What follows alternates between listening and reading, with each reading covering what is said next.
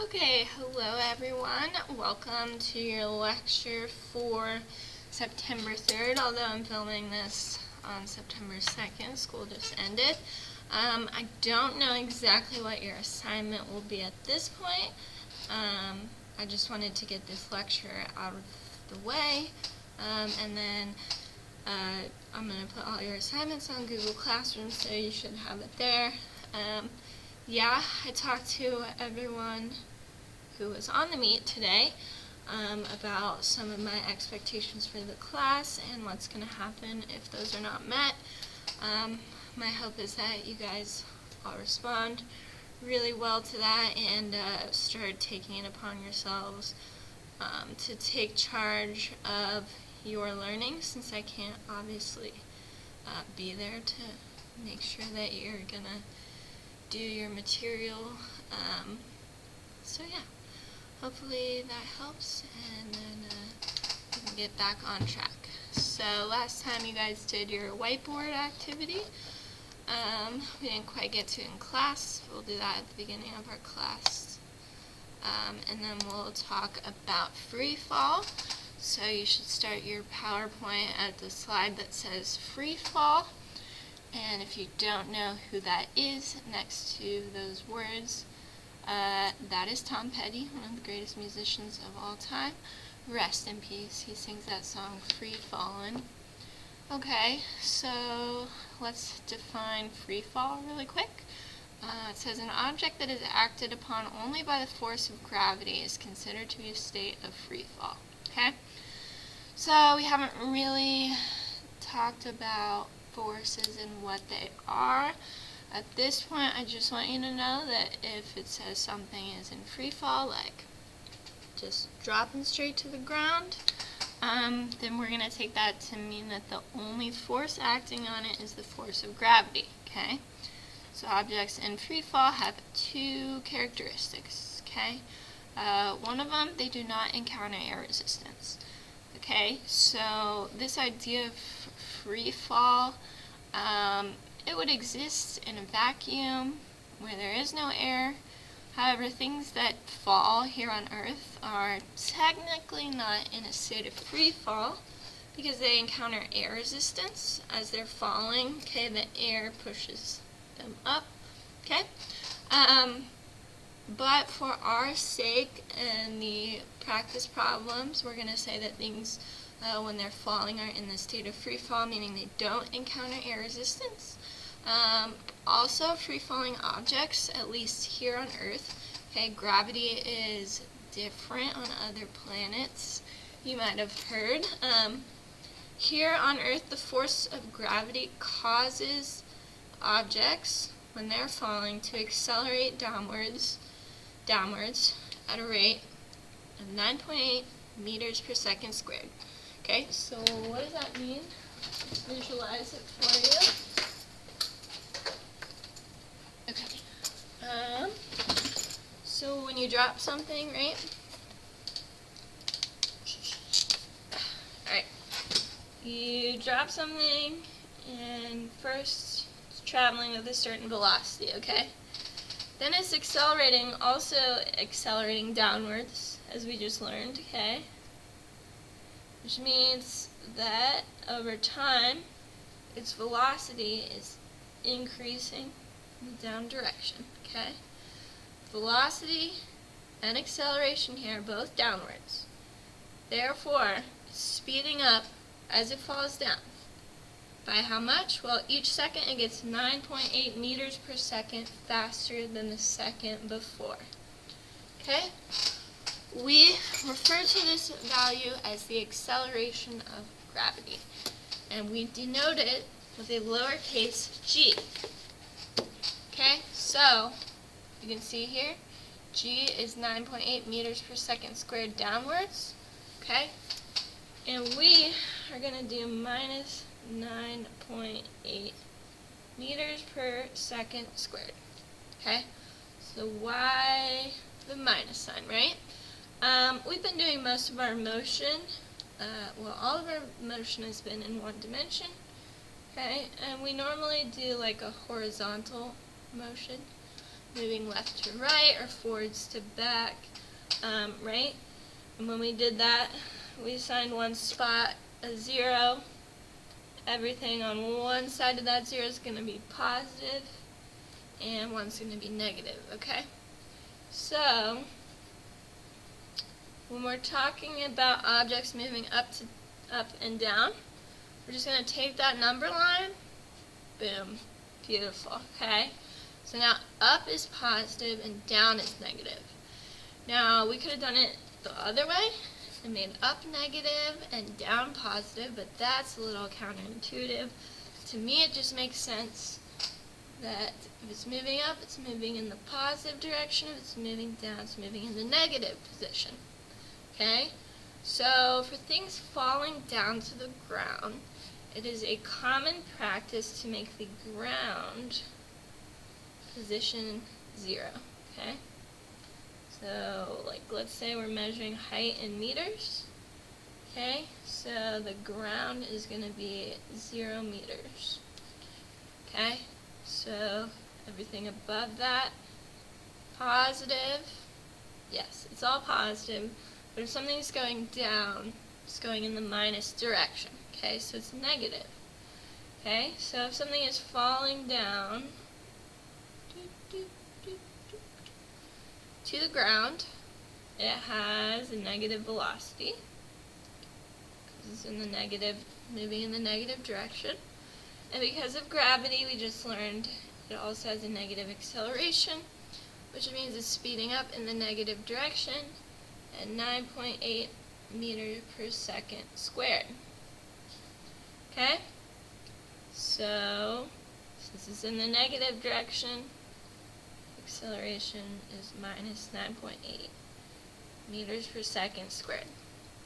If we're doing things like this reference system right here, which is normally what we do in physics, okay? Yeah.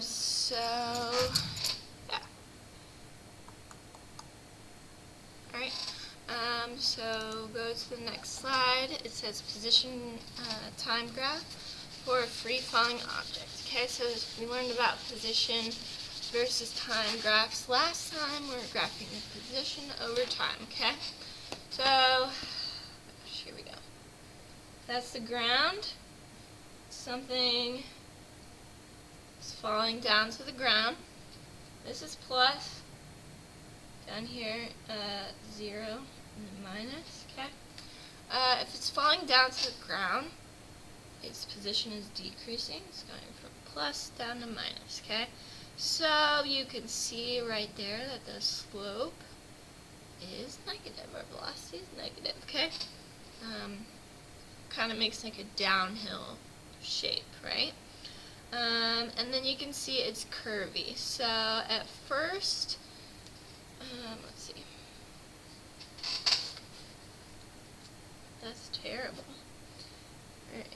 At first, you can see, boop, boop, boop, okay, that the change in position over time is not that great because it's going slow, but as it accelerates downwards, you end up with a steeper slope, okay? So that is what a position versus time graph is going to look like for a free-falling object, okay? So our slope is changing, it's getting bigger, which means our velocity is changing. And as we know, change in velocity means acceleration. Right on. Moving on to velocity versus time graph. An object in free fall. Okay, so you can see, alright, the code word for today is lava lamp. Lava lamp. Okay, I know it's 2 words, but whatever. Alright. So velocity over here, boom, that's 0 velocity. Everything down here is negative. Remember, we're moving in the negative direction. That means we have a negative velocity, okay? So all this is below the x-axis, as we learned for velocity versus time graphs, because the velocity is always negative. Okay. It's also getting faster, which means the acceleration must be in the same direction as the velocity, which means the acceleration must be negative.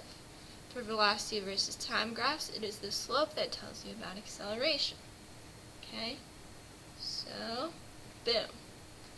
We have a negative slope underneath the x-axis, telling us we have a negative velocity that is getting even more negative, speeding up as it's falling to Earth. Okay? Alright, so how far is an object going to fall? How fast is it going to be going? Well, that is going to depend on time. Okay? Nothing else, just time. Right? Yeah, so there's some equations. You have the final velocity is going to equal g times t, right? So minus 9.8 meters per second squared times however many seconds will give you your final velocity after dropping it, right? Okay, distance, how you'll calculate that is going to be 0.5, which is 1/2. 0.5 times g minus 9.8 meters per second squared times t squared. So whatever your seconds are, just square it. Got it? And then that will tell you how far it's fallen. Alright, so go to the next slide. It says which one will accelerate faster. So we have two balls that are the same size, pretty much. One's a bowling ball though, one is a soccer ball. So you guys probably know bowling balls are way heavier than soccer balls. So if I let go of each one of these from the top of a building, which one do we think is going to go faster and hit the ground first? You might have said the bowling ball. However, actually it does not matter how much something weighs. Mass has nothing to do with how fast it's going to fall. Okay, so these are going to fall. We're releasing them at 0 meters per second. They're going to speed up and they're going to hit the ground at the same moment, right? Because the acceleration of each of these is going to be minus 9.8 meters per second squared. Okay, so this might seem counterintuitive, but it is true. Okay. And you might not understand why at this point, because we haven't really started talking about gravity. It is a difficult concept to grasp. I still struggle with it sometimes. I think about it, I'm like, no, that doesn't sound right.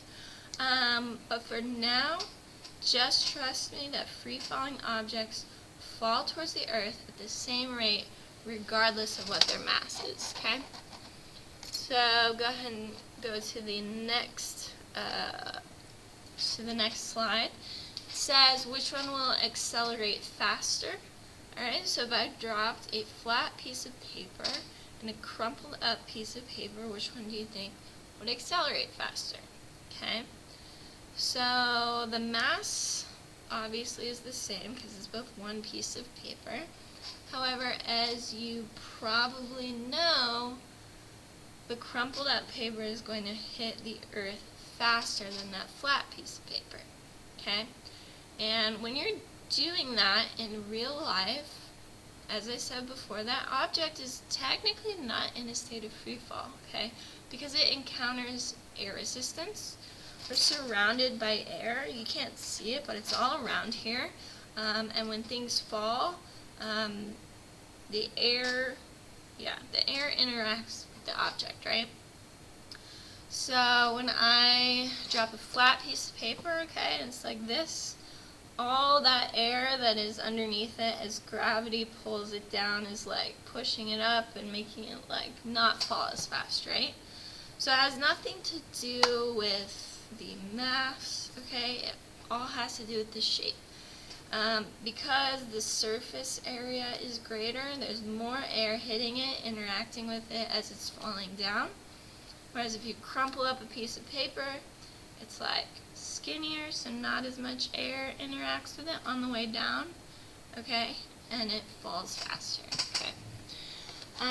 So next slide says, let's practice. Okay, so says a construction worker accidentally drops a brick from a high scaffold.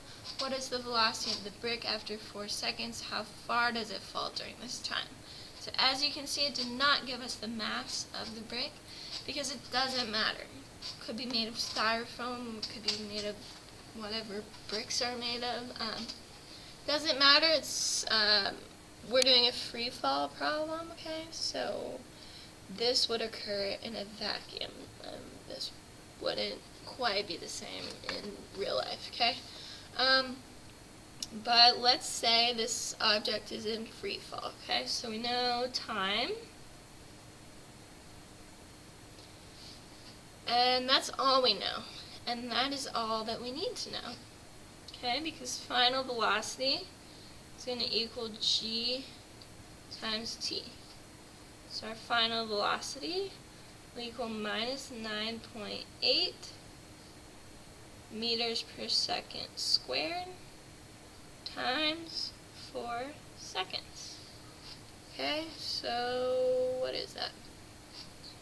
I have it written down here that is minus 39.2 meters per second. Boom, right there. That is our velocity after 4 seconds. It's going to be traveling in the negative direction, faster than it started. It's going to be going 39.2 meters every second, right? Okay, so now it wants to know how far it fell. So,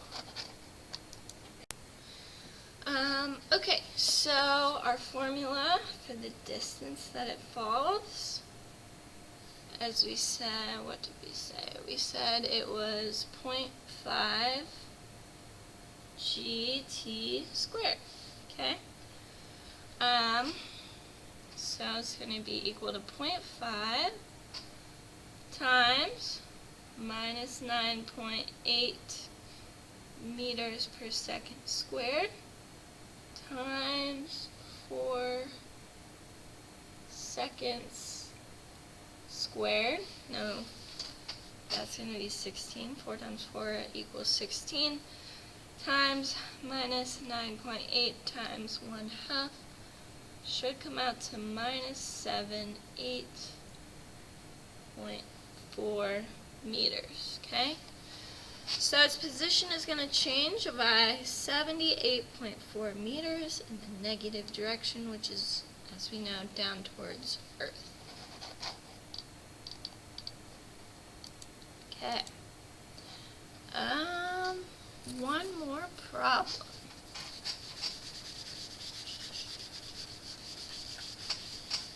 Alright, a skydiver jumps out of a plane. What is their velocity after 5 seconds? How long does it take them to fall 300 meters? Okay, so 5 seconds.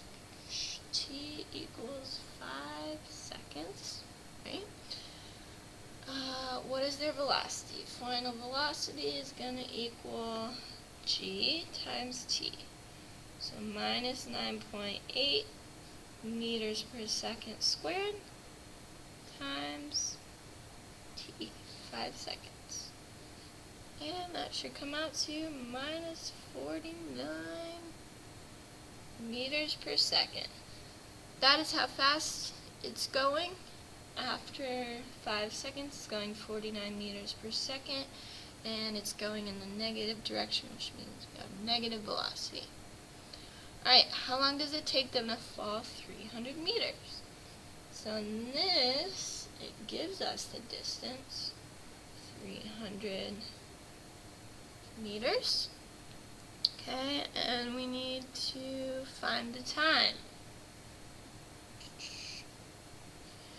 So we have 300 meters for distance. So our formula, remember, distance equals 1/2 times g times t squared, right? Okay, so we know g is always minus 9.8 meters per second squared. We have that 0.5 in there, and then we have t squared, okay? So we can take 300 divided by 9.8. Here's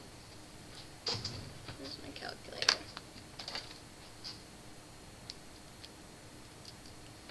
Hold on. I want to do this step by step for you guys. Okay. Yeah. 300 divided by minus 9.8 minus 30.6. Okay. Equals 0.5t. So you divide each side by 0.5. I got minus 61.2. Okay. Oh, and it's t squared. Okay. Equals t squared. So get rid of this square. You take the square root of each side. So I need the square root. Whoops. What did I do wrong?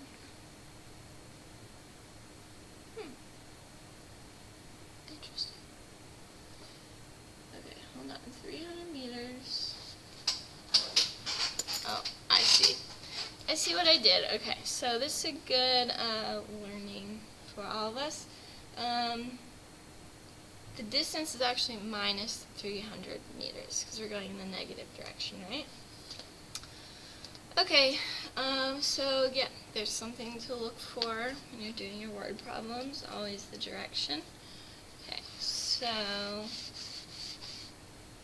instead we're going to have minus 300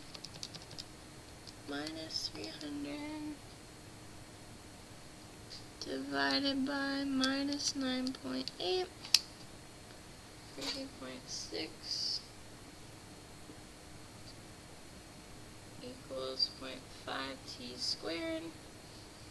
Okay, 30.6 divided by 0.5, 61.22 equals t squared. So take the square root of both sides, and that gives you t equals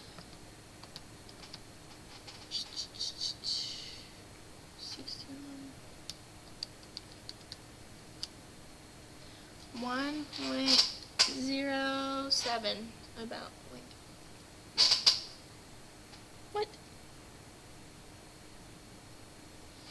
Oh, I think I know what I did. I just put it in my calculator wrong, right? 61.22.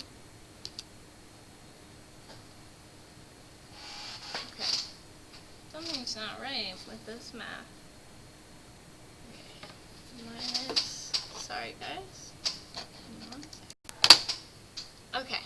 Yes, I did all the math right. I just was plugging it into my calculator wrong. So the square root of 61.22 should be 7.8 seconds. That is how long it takes us to fall 300 meters. Okay? So that is where I'm going to stop the lecture today. Remember to do your bell work and all your other assignments that I'll end up assigning by tomorrow morning. Let me know if you guys have any questions.